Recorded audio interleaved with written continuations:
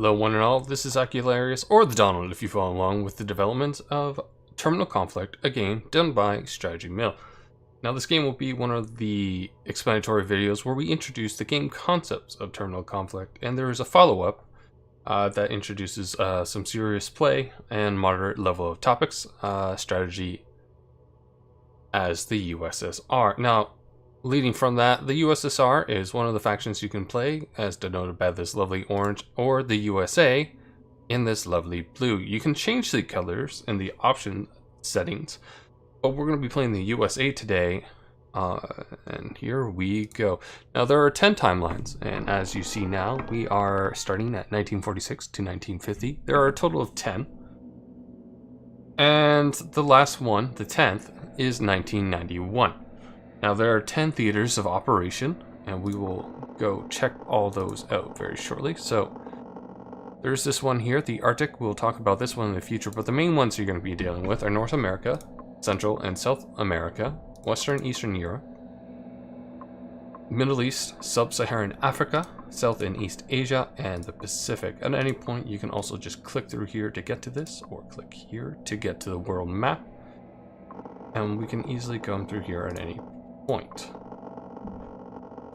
Now let's talk about the victory conditions. We have it all down here listed for you as the player. Now victory for you can be completing these objectives or making your enemy suffer a defeat.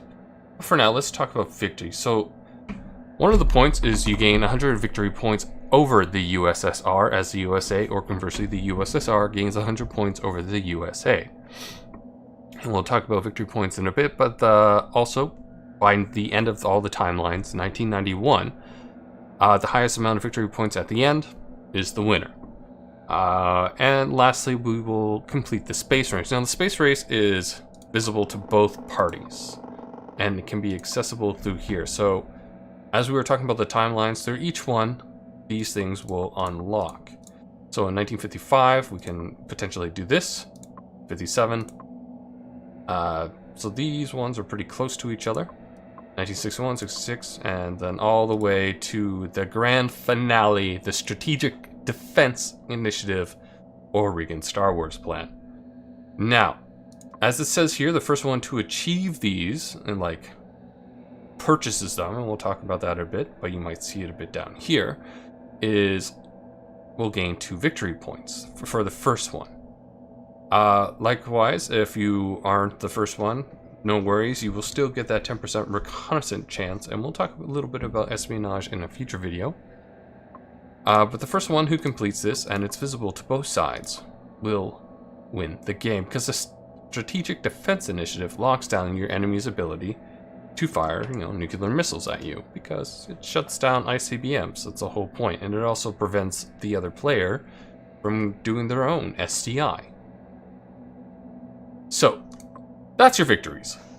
Defeats. So we will talk about domestic interest mismanagement in a few moments, or you lose all controlled regions, and we'll talk about what makes or breaks a region. Or the other player, not the AI, but say you're playing against someone in a multiplayer match, decides to disconnect from the game. You win.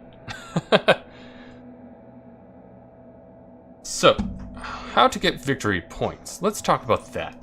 There are a few ways you can do it. So through certain event chains, you can gain victory points. If you complete the objectives, you get the points for completing said objectives. You can blow stuff up. So what I'm talking about is if you blow stuff up in, say, a war zone. And a war zone, it looks like this. It's got these pinstripes going through. You can see them dotted across the world. You even got some down here in Greece to represent the Greek Civil War. Likewise in Indochina, around Vietnam. So if we destroyed a Soviet Union in a war zone, or if a Soviet destroyed one of our units, they would gain points based on the cost of the destroyed unit. And you're going to get sick of me saying this, but we'll be covering that shortly as well. That's what's the difference between a war zone and a non-war zone? So if I destroyed this unit here, and we can see it, we don't know exactly what it is, we would not get points. If anything, we're kind of wasting turns, but that is situational and up to the player. That said, all it would do is this would go to the command reserve, which you can, this is our command reserve down here. So we'll talk about that in a bit. So, and at the end of timeline, we will gain points based on the amount of influence we get in a theater. So up here it tells you, so as the USA, we will gain 5 victory points because we have 5 theaters where we have a presence. And we'll gain 2 victory points for one region that we have under our control, North America. And if we had more than 90% of the influence in a theater, we would be considered dominating it, and we would gain 3 victory points per theater dominated. So 1 for presence, 2 per control, 3 for domination. Got it? Got it. Basically, the summary is the more influence you have across the world, the more points you will get at the end of the timeline. So let's talk about presence, control, and domination, because it also refers to a region. Now, we'll use this one to describe a bit, but the easiest way to describe a region that has presence, actually no presence, let's look at Tibet. This has no Soviet or American influence with our lovely 0. Likewise, presence is anywhere between 1 to 2 points. And you'll see this term come up when we talk about policies later. So presence would be like 1 or 2. It's not controlled, and we'll talk about that shortly. So 1 or 2. These are American. Note that lovely blue color there. Or the Soviet, 1 or 2 here. These are presence. That means you can deploy there. Now, the difference between 1 and 2 is 1 will have a bit like we can deploy. 2 will have cheaper deploy costs. Now let's talk about this 3 influence. Now 3 influence, either Soviet or American, will give control to that faction. So 3 for Americans here. So this means it's a bit cheaper here to deploy. Now what it also means is if the enemy wants to move into this region, because nothing is stopping them from moving to any of these regions. An easier one would be here, because they're not exactly war zone, but a Soviet player could just move units from Finland into Norway. So, what would happen is, on this 3 influence spot, the Soviets would have to declare war to enter this region, and that's where things get dicey. So, a war declaration on a controlled region would bump the doomsday clock. More on this later. And let's talk about that. 4 is kind of like in the middle. It is cheaper than 3 to deploy here. And then we have the granddaddy of all influence. The max number is 5 in any given region, which means it's dominated. So what does domination do? If someone, it's A, cheaper to deploy there. B, reasonably, really controlled. Like, you own that land. It's cheapest to deploy here, but if the Soviets, or conversely, you declared war on here, you would max out this doomsday clock. It would go from 10 minutes to midnight if it was empty to 0 minutes to midnight. And now let's give a brief overview of the home theater, shall we?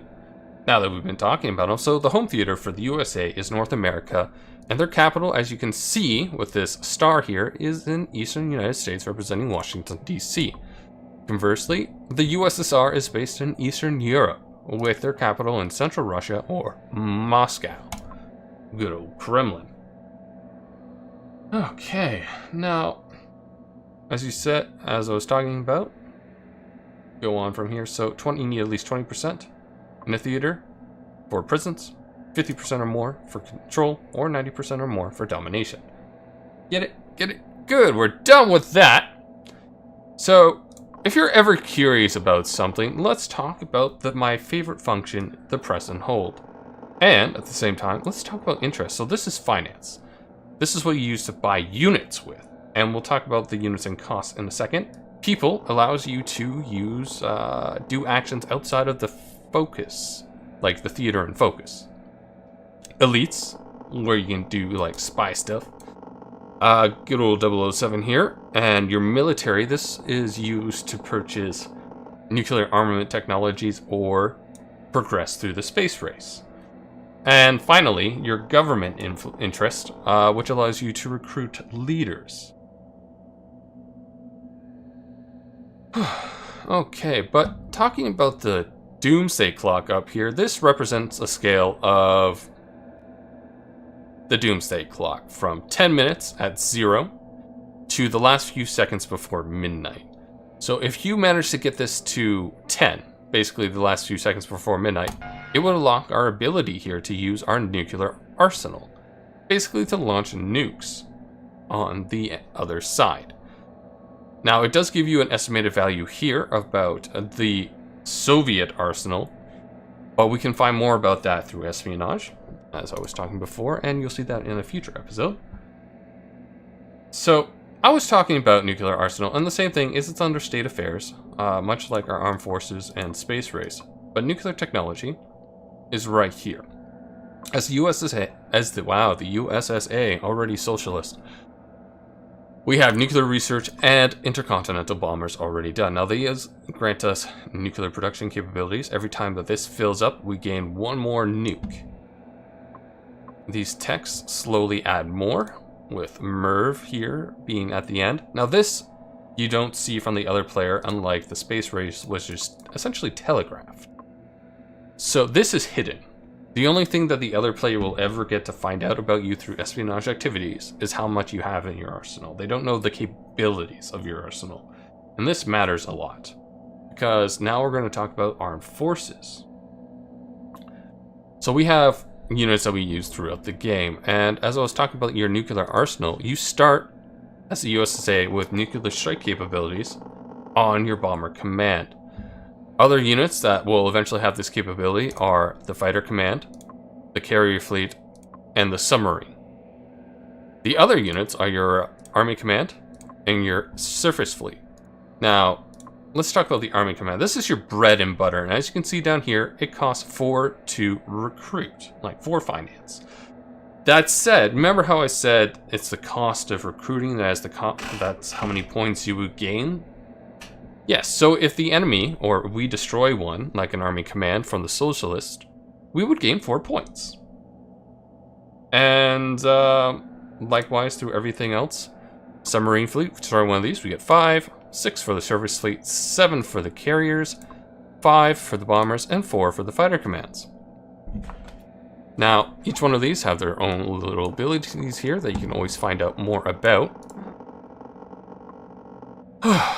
But, to go over it, the army command is the only one where you can gain influence in a region for using that ability. Your bread and butter for offensive capabilities, I find, will usually be your air forces here, your fighter and your bomber commands.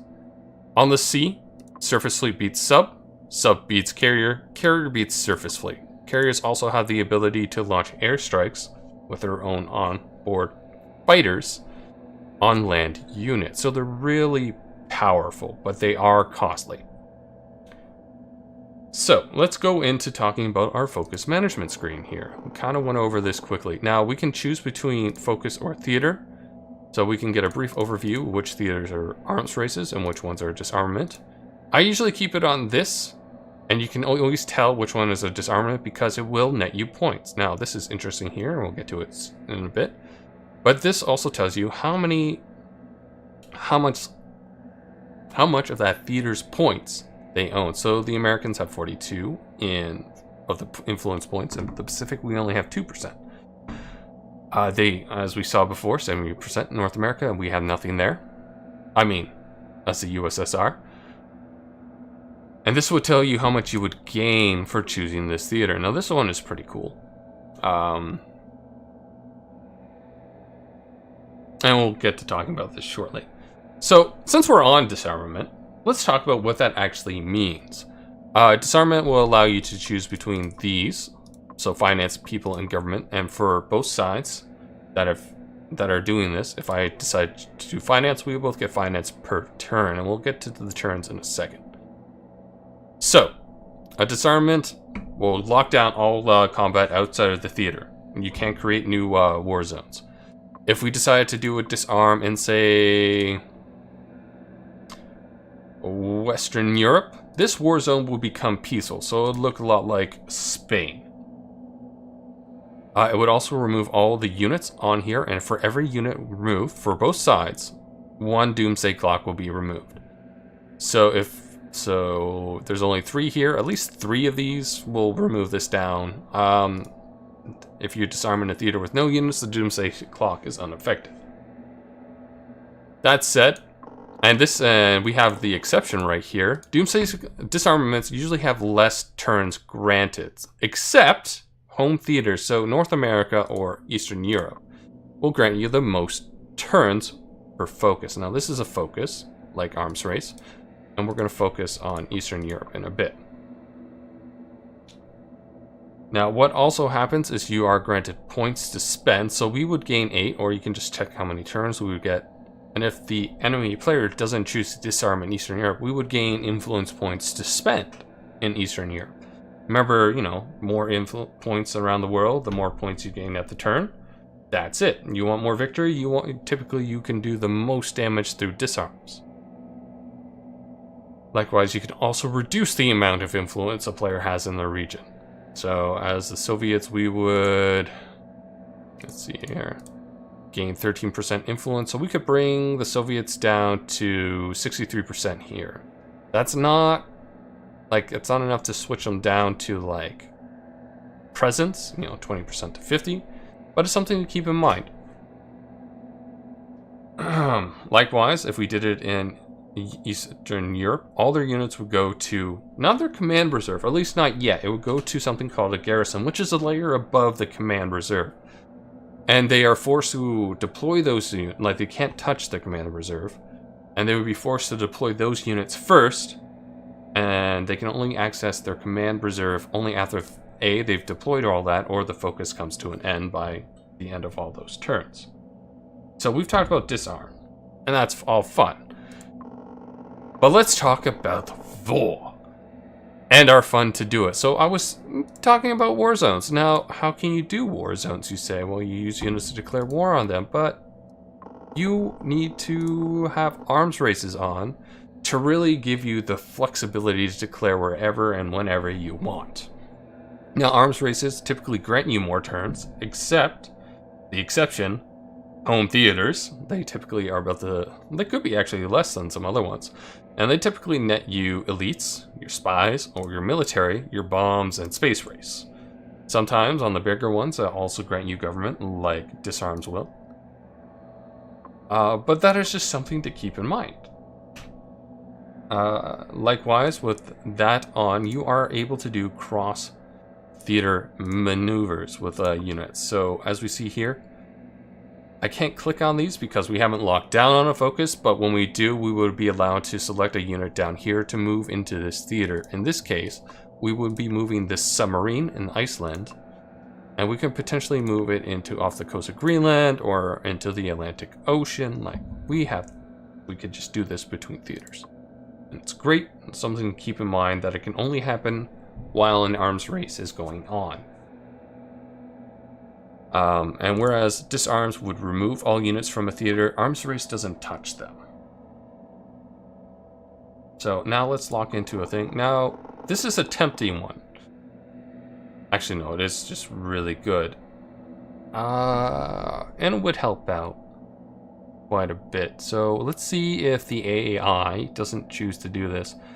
And as the USA, we need a lot of government anyhow, so trying to go for a disarm in Eastern Europe is not bad.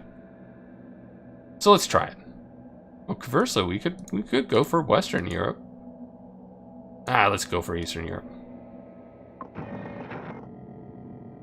Okay, so the USSR. Now let's talk about who goes first and what that means. So long as the USSR. Good, I didn't use too many S's. Actually, before we talk about that, let's talk about events. So events are like these, Brotherhood and Unity, which is part of the Yugoslavian Joseph Broz Tito chain, are linked to timelines and theaters. Now for this one, particularly, it is linked to Western and Eastern Europe during the beginning of the game. And each theater, or at least as it currently stands, have some events tied to them. Likewise, some can only be fired through certain periods of, certain timelines, and again, some are restricted to theaters. So let's get moving here.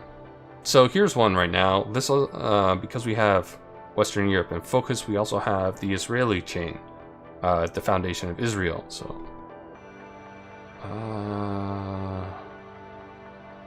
This isn't bad. We have a ton of money as the USA. So again, a lot of these we can do this, press and hold to find out like the restrictions or requirements to these. So why can't we do this one? Well, David Ben-Gurion recruited and a surface fleet in the Levant. I can't pronounce it. Leventian zone. I apologize. You can tell me how to properly pronounce it in the comments below, but we're going to go with approved. Stamp of approval, we're going to give some finance, get some people, and gain more influence in Western Europe. Disarmament. So, what did the USSR decide to do for disarmament? So they decided to put all their points into Iceland.